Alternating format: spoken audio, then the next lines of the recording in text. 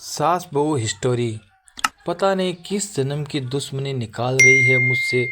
ऐसी छुई मुई बनकर बैठी रहती है जिससे मेरे आने से पहले 8-10 नौकर चाकर आगे पीछे फिरते रहते थे। थोड़ा बहुत हाथ पैर हिलाने से कौन सा शरीर घिस जाएगा। इनका सब कुछ मेरे भरोसे छोड़कर बैठे जाएंगे। बाहर से थक कर आओ और फिर घर में आते ही रसोई में लग जाओ। वंदना सीखते हुए अपना सारा गुस्सा रसोई से बर्तनों पर निकाल रही थी। आपकी तरह होते, लेकिन मेरी किस्मत में ये खुश कहाँ। मेरी सास को बस हुक्म चलाना आता है। मुझे गर्व है कि मेरी माँ इतने खुले विचारों की है। अपने चिड़चिड़ाहट निकालते हुए वंदना बोली, कुछ दिनों में ही वंदना के भाई की शादी हो गई। कुछ दिनों में बाद ही वंदना की भाभी ने अपनी नौकरी ज्वाइन कर ली। वंदना की माँ भी अपनी बहू को हथेलियों पर रखती थी। सुबह उसका नाश्ता टिफिन फिर रात का खाना भी तैयार करती थी। अपने हाथों से परोसकर सबको खाना खिलाती थी। बहू भी मम्मी जी करती हुई अपनी पसंद नापसंद बताती रहती थी, जिससे वंदना की माँ बड़े चाव से पूरी करने में लगी रहती थी। खुशी खुशी दिन बीत रहे थे, लेकिन प्रक्रिया धीरे धीरे अब उदासीनता में बदल रही थी। वंदना की भाभी को अब कुछ भी ना करते की आदत पड़ गई थी। एक दिन जब वंदना फोन पर अपने माँ से बात कर रही थी, उसकी माँ बस रो पड़ी, बेटी मैं इतना करती हूँ मेरी भाभी, तेरी भाभी के लिए, फिर भी उससे मेरी कदर नहीं। मेरी दी हुई छूट अब मुझ पर ही भारी पड़ने लगी। क्या हुआ माँ, आप ऐसे क्यों बोल रही हो? आप तो भाभी को मुझसे भी ज़्यादा ध्यान रखते थे।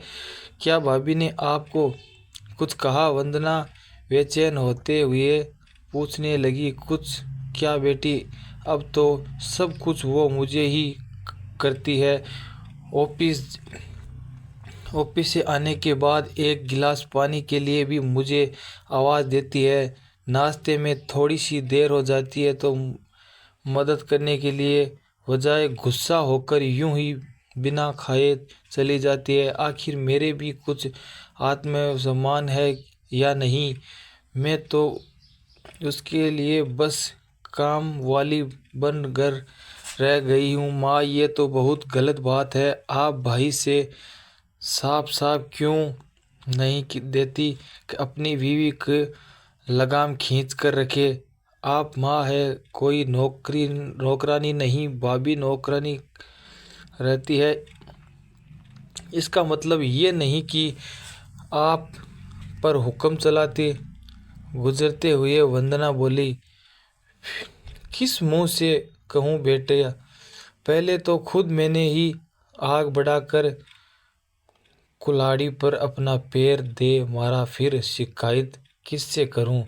तेरे पापा ने तो कहा भी था कि बहू को ज़्यादा छूट दोगी तो आप दोगी तो बाद में पछताओगी। लेकिन मैं ही बड़ाई की भूखी थी जो अपनी बहू को सर पर चढ़ा लिया। एक बात बेटा, तू चाहे अपने सास को कुछ भी कह, लेकिन संबंधी जी का ये फैसला सही था कि वो बहू को रोटियां बनाकर नहीं खिलाएंगी। एक बार वो सबकी नज़रों में बुरी अकड़ खास होती है बन गई है, लेकिन आगे के लिए कम से कम अपना आत्मविश्वास तो बचा लिया।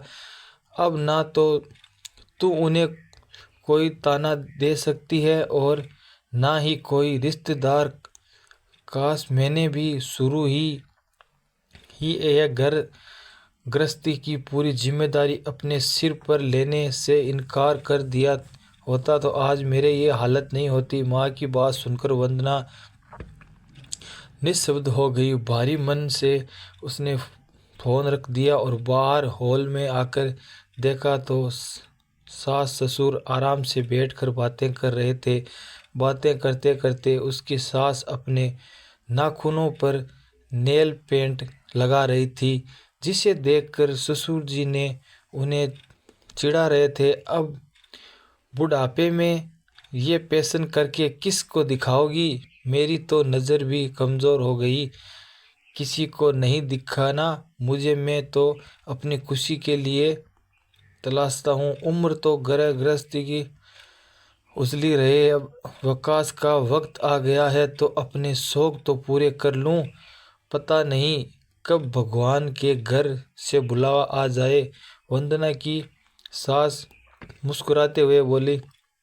पता नहीं आज क्यों वंदना अपने सास की बातें सुनकर चिढ़ नहीं रही थी, बल्कि वो भी मुस्कुरा रही थी। उठी, सही तो कर रही है मम्मी जी, एक गृहिणी को अपने लिए वक्त ही कब मिलता है? पहले अपने बच्चों को पाल पोस कर बड़ा करो, फिर काम काजी बहू आ जाए तो उसे और उसके बच्चों के संभालने का काम सारा माँ ने भी मेरे सास की तरह पहले ही कर दिया होता तो बहू को रोटियां बनाकर नहीं खिलानी पड़ती।